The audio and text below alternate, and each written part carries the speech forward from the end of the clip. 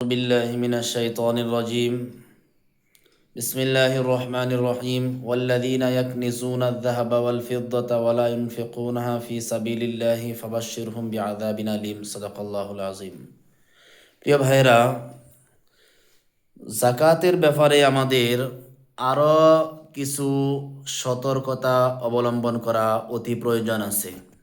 আমরা যাকাত সারা বছর অনেকেই বলে যে হুজুর যাকাত তো পুরা বছর দিতেই থাকি, যেই আসুক কাউকে ফেরত দেই না, কোনো গরিবকে মেসকিনকে ফকিরকে আমি কি ফেরত দেই না, দোকান থেকে 10 টাকা 20 টাকা দিতে আসি। এই যে আপনি হিসাব ছাড়া যাকাত দিলেন, এগুলো কিন্তু আপনার নফলি সদকা হয়ে গেল। আপনার হিসাব ছাড়া পুরা বছর যেভাবে আসলো দিলেন, আপনার মালের কোনো হিসাব নাই, শরাইত সাপেক্ষে পড়লো কিনা এগুলো দেখা নাই, এটা আপনার যাকাত আদায় হবে না এভাবে দিলে।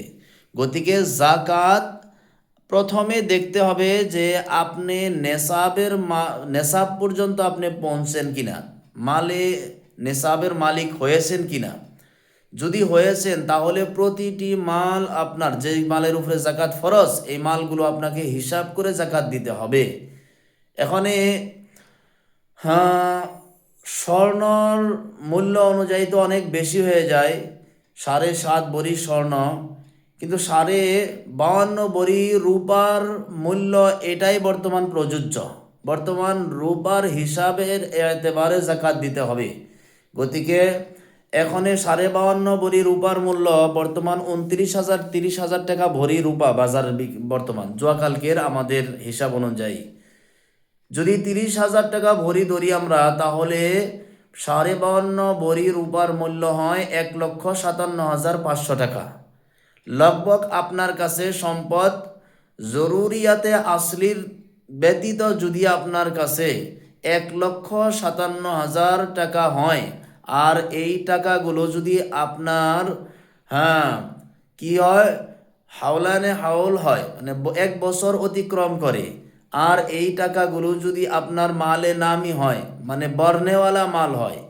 বর্ণেওয়ালা মালের দুইটা সংজ্ঞা আছে, একটা তার পয়দাইশি এতেবারে বাড়ে, তার মানে তার জন্মগতভাবে বাড়ে, যেমন কি স্বর্ণ চাঁদি। অনেকেই বলে যে সোনা চাঁদি দিয়ে তো আমি বিজনেস করি না, বউরে এগুলো পিন দেয়া ব্যবহার করার জন্য বানিয়ে দিছি। আপনি মালা পাতামল এগুলো যদি ব্যবহারের জন্যও বানিয়ে থাকেন, তথাপিও সোনা চাঁদির জাকাতের হিসাবের মধ্যে আসবে, মালার পাতামলের হিসাব জাকাতের মধ্যে আসবে। এটা বর্ণেওয়ালা মাল, এটা শর্তের ভিতরে পড়ে। গতিকে জাকাত হিসাব করে আদায় করে দিবেন। আপনার কিছু মাল আছে, কিছু গহেনা আছে, সম্পদ আছে, তিজারতি একটা গাড়ি আছে ভাড়ায় দেওয়া, এগুলো মাল আছে, দোকানের সম্পদ আছে, এগুলোর জাকাত অবশ্যই আপনাকে দিতে হবে। দেখেন, বুখারী শরীফের একটা হাদিস আমি বলি, হযরত আবু বকর সিদ্দিক রাদিয়াল্লাহু তাআলা আনহু জাকাত সম্পর্কে কত কঠোরতা করেছেন। সিদ্দিক আকবর রাদিয়াল্লাহু তাআলা আনহু বলেছেন, ওয়াল্লাহি লা উকাতিলান্নাহু মান ফাররাকা বাইনা সলাতি ওয়াজ যাকাত। আল্লাহর কসম, যেই ব্যক্তি নামাজ এবং যাকাতের মধ্যে পার্থক্য করবে, তার সাথে আমি লড়াই করব, আমার লড়াই অব্যাহত রাখব, আমি তার সাথে যুদ্ধ করব। আবু বকর সিদ্দিক রাদিয়াল্লাহু তাআলা আনহু এই উম্মতের সবচাইতে মেহেরবান সাহাবী, সবচাইতে দয়াশীল সাহাবী, উম্মতের মধ্যে সবচাইতে, নবীজি বলেছেন আরহামু উম্মতি বি উম্মতি আবু বকর, আমার আবু বকর হলো সবচাইতে রহম দিলের সাহাবী। এই রহম দিলের সাহাবী বলেছেন লা উকাতিলান্নাহু মান ফাররাকা বাইনা সলাতি ওয়াজ যাকাত, যে যাকাত আর নামাজের মধ্যে পার্থক্য করবে তার সাথে আমি যুদ্ধ করব, লড়াই করব। দেখেন, অনেকে আমরা নামাজ পড়ি, নামাজ পড়াটা আমরা ফরজ মনে করি, জরুরি মনে করি, কিন্তু যাকাতের ব্যাপারে যেহেতু এখানে আমার মালের কথা আছে, মালের মহব্বতটা দিলের মধ্যে গাইতে যায়, এই জন্যে যাকাত সম্পর্কে আমরা উদাসীন থাকি, যাকাত সম্পর্কে আমরা বেপরোয়া থাকি, আমরা এই গাফিল থাকি। তো গতিকে নামাজ যেভাবে ফরজ, ইবাদতে বাদানিয়ার মধ্যে থেকে নামাজ শ্রেষ্ঠ ইবাদত, আর ইবাদতে মালিয়ার মধ্যে থেকে জাকাত শ্রেষ্ঠ ইবাদত। এই জন্যে জাকাতের নামাজের কোনো পার্থক্য করা যাবে না, জাকাত হুবহু ফরজ মনে করে আদায় করতে হবে। বুখারী শরীফের আরেকটা হাদিস 1397 নম্বর হাদিসের মধ্যে আপনি দেখবেন, সেখানে লম্বা হাদিস, হযরত আবু হুরাইরা রাদিয়াল্লাহু তাআলা আনহু বর্ণনা করেছেন, আন্না আরাবিয়ান আতান নাবিয়্য সাল্লাল্লাহু আলাইহি সাল্লাম, একজন গ্রাম্য ব্যক্তি হুজুরের কাছে আসছেন। আয়েশা বলছেন, ফাকল, গ্রাম্য ব্যক্তি বলছেন, দুল্লানি আলা আমালিন ইদা আমিলতুহু দাখালতুল জান্নাহ। ইয়া রাসূলুল্লাহ, আমাকে কিছু সহজ আমলের কথা শিখিয়ে দেন, যেটা আমি ইদা আমিলতুহু দাখালতুল জান্নাহ, যখন আমি আমল করি, আমল করার সাথে সাথে যাতে আমি বেহেশতে যাইতে পারি। আল্লাহ নবী সাল্লাল্লাহু আলাইহি সাল্লাম বলেছেন, তা'বুদুল্লাহ ওয়া লা তুশরিকু বিহি শাইআ। এক নম্বর, আল্লাহর ইবাদত করো। দুই নম্বর, আল্লাহর সাথে কাউকে অংশীদার সাব্যস্ত করিও না। তিন নম্বর, ওয়া তুকিমুস সালাতাল মাকতুবাতা, ৫ ওয়াক্ত ফরজ নামাজ আদায় করো। ৪ নম্বরে, ওয়া তুআদ্দিজ যাকাতাল মাফরুজাতা, ফরজ যাকাত আদায় করো। ওয়া তুআদ্দিজ যাকাতাল মাফরুজাতা, ফরজ যাকাত আদায় করো। ৬ নম্বরে, ওয়া তাসুমু রমাজানা, রমজান মাসের রোজা রাখো, রোজা পালন করো, রমজান মাসের রোজা রাখো। যখন আল্লাহ নবী এই কথাগুলো শিখিয়ে দিলেন, উনি বললেন, ওয়াল্লাযী নাফসি বিয়াদিহি লা আযীদু আলা হাযা, সেই মহান সত্তার কসম যার হাতের মধ্যে আমার জান রহিয়াছে, লা আযীদু আলা হাযা, এর উপরে আমি কোনো অতিরিক্ত করব না। অন্য হাদিসে আছে, আমি আর চাইতে বেশিও করব না, কমাবও না। মানে শরীয়তের যেগুলো বিধান আছে হুবহু শারে যিনি, শরীয়ত প্রণেতা যিনি, নবী সাল্লাল্লাহু আলাইহি সাল্লাম যেভাবে আমাদেরকে শিক্ষা দিয়েছেন অতটুকুই করব, বাড়াবো না, কমাবো না। আমি অতটুকু আমি আমল করব। আল্লাহ নবী সাল্লাল্লাহু আলাইহি সাল্লাম বলছেন, ফালাম্মা ওয়াল্লা ক্বালা, ক্বালান নবী সাল্লাল্লাহু আলাইহি সাল্লাম, এই সাহাবী যখন যাইতেছিলেন, যাওয়ার সময় আল্লাহ নবী সাল্লাম বললেন, মান সাররাহু আন ইয়ানজুরা ইলা রাজুলিন মিন আহলিল জান্নাহ ফালিয়ানজুর ইলা হাদা।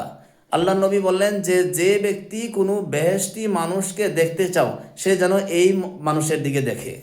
মান সাররাহু আন ইয়ানজুরা ইলা রাজুলিন মিন আহলিল জান্নাহ, যেই মানুষকে এই কথায় খুশি করে, যে খুশি হও যে আমি একটা জান্নাতি মানুষ দেখব, আল্লাহ নবী বলেছেন ফালিয়ানজুর ইলা হাযা, সে যেন এই মানুষের দিকে দেখে। অর্থাৎ এই লোকজন, এই গ্রাম্য সাহাবী যেন বললেন, লা আযীদু আলা হাযা, যে আমি এর উপরে অতিরিক্ত করব না, রসুল শিখিয়ে দেওয়া এই বিধানগুলোর উপরে হুবহু পালন করব। আল্লাহর নবী এটার উপরে এত খুশি হয়েছেন, আল্লাহ পাক কত খুশি হয়েছেন, যার কারণে রাসূলুল্লাহ সাল্লাল্লাহু আলাইহি সাল্লাম বলছেন, বেহেশতি মানুষ দেখতে চাইলে এর দিকে তোমরা দেখো। আর রসুল নিজের তরফের থেকে কিছু বলেন নাই, অবশ্যই আল্লাহ পাকের ইঙ্গিতে বলেছেন এই মানুষটি জান্নাতি। জান্নাতি হলো কেন? শরীয়তের বিধানের মধ্যে তারতম্য করেন নাই। যাকাত অনুরূপভাবেই আপনি তারতম্য করতে পারবেন না। যেগুলো বিধান ফরজ, যেগুলোর শরীয়তের বিধান যেভাবে ফরজ হয়েছে হুবহু সেইভাবে আপনাকে আদায় করতে হবে। এখন যদি আনুমানিক হিসাবে আমি জাকাত দিয়ে দেই, জাকাত হবে না। এখন বলবেন যে আমি তো বেশি দিলাম, হ্যাঁ বেশি দিলেও হবে না। আপনি যেমন নাকি ঈশান নামাজ 4 রাকাত ফরজ, 4 রাকাত ফরজের মধ্যে 8টা সেজদা আছে, আপনি 12টা সেজদা দিয়ে বলবেন আমি আনুমানিকভাবে 12টা সেজদা দিয়ে দিছি। এখন তো ঈশান নামাজ 8টা ফরজ ছিল, আমি 12টা দিয়ে দিছি, বেশি না দিলাম, নামাজটা তো হওয়া লাগে। না, মাসলাই বলছে, ফুকাহায়ে কেরাম বলছেন যে আপনার নামাজ হবে না। কেন হবে না? যে অতিরিক্ত করেছেন শরীয়তের মধ্যে। তো জাকাত অনুরূপভাবে আপনি হুবহু সেভাবে দিতে হবে যেভাবে আপনার শরীয়তের উপরে আপনার উপরে ফরজ করেছেন। গতিকে সম্মানীয় ভাইয়েরা, জাকাতের নামে ঢংবাজি করা যাবে না।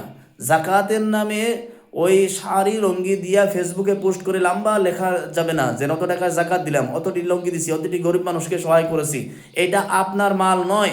জাকাত গরিবদের মেল কুচল, জাকাত গরিবের শরীরের আবর্জনা, এই আবর্জনা আপনার মালের থেকে আলাদা করতে হবে। এই জন্যে জাকাতের অর্থ হলো পবিত্র করা। এটার 2টা মতলব আছে। এক তো আপনার মাল পবিত্র করা, এই 2.5% মাল সম্পদের থেকে বাইর করে দেওয়া, বাকি দিয়ে বাকি মালগুলো পবিত্র করা। যেমন কি 1,00,000 টাকার আপনি মালিক, এখান থেকে না 2500 টাকা দেওয়ার জন্য শরীয়তে আদেশ করেছেন। এই 2500 টাকা আপনার মাল নয়, এটা আপনার হকই না, আপনার মালই না, এটা অন্যর মাল অন্যকে দিবেন। এখানে আপনার কি এর অহংকারের কি বিষয় আছে? গতিকে জাকাত দিতে হবে, এর মধ্যে কোনো তারতম্য করা যাবে না জাকাতের বিধানের মধ্যে। সম্মানীয় ভাইয়েরা, আর অনেক সময় কি আছে, জাকাতের ব্যাপারে আমাদের কি হয়, অনেক রিয়া হয়ে যায়। কারণ এটা মালের সম্পর্ক, তো এখানে রিয়া হওয়াটাই স্বাভাবিক। শয়তান আমাদেরকে ফুসলায় যে দেখ কত টাকা দান করলি, আরে কত টাকা দান করলাম এটা কামালের বিষয় না। আমি মালিক কত টাকা আল্লাহ পাক আমাকে বানাইছে। আল্লাহ পাক যদি 2.5% না বানিয়ে দিয়ে দেওয়ার হুকুম না দিয়ে যদি 50% দেওয়ার হুকুম দিতেন, তথাপিও আমাদের উপরে জাকাত 50% দেওয়া ফরজ হয়ে যাইতো। কিন্তু আল্লাহ পাকের দয়া, আল্লাহ পাকের এহসান যে সামান্য কিছু অংশ আল্লাহ পাক দেওয়ার আদেশ করেছেন, অতটুকু দিতে আমরা কি করি? গাফিল হয়ে যাই, আমরা গাফলাতের মধ্যে আসি। এই জন্যে অনেক আয়াত, অনেক হাদিসের মধ্যে আছে জাকাত তোমরা আদায় করো, যেখানেই নামাজের কথা আছে সেখানেই জাকাতের কথা আছে। সম্মানীয় ভাইয়েরা, আশা করি আলোচনাটা বুঝেছেন। বেশি বেশি করে জাকাত আদায় করবেন। ওলামায়ে কেরাম যারা মাদারিসের কারণে হক্কানি আলিমগুলো যদি শুদ্ধ জায়গার থেকে যায়, তাদেরকে এহতেরাম করবেন, সম্মান দিবেন, তাদেরকে প্রয়োজনীয় ভালো ভদ্রভাবে কথা বলে অল্প দিলেও সম্মান সহকারে, সম্মানের দৃষ্টিতে তাদেরকে দেখবেন। ফকির মিসকিন যারা আসতেছেন আপনার বাড়িতে, আপনি জাকাত দেন কারণে আসে, ওনাদেরকে মহব্বতের নজরে দেখবেন, সম্মানের নজরে দেখবেন। আল্লাহ পাক আপনার মালের মধ্যে বরকত বাড়াইয়া দিবেন, অধিক মাল বাড়াইয়া দিবেন।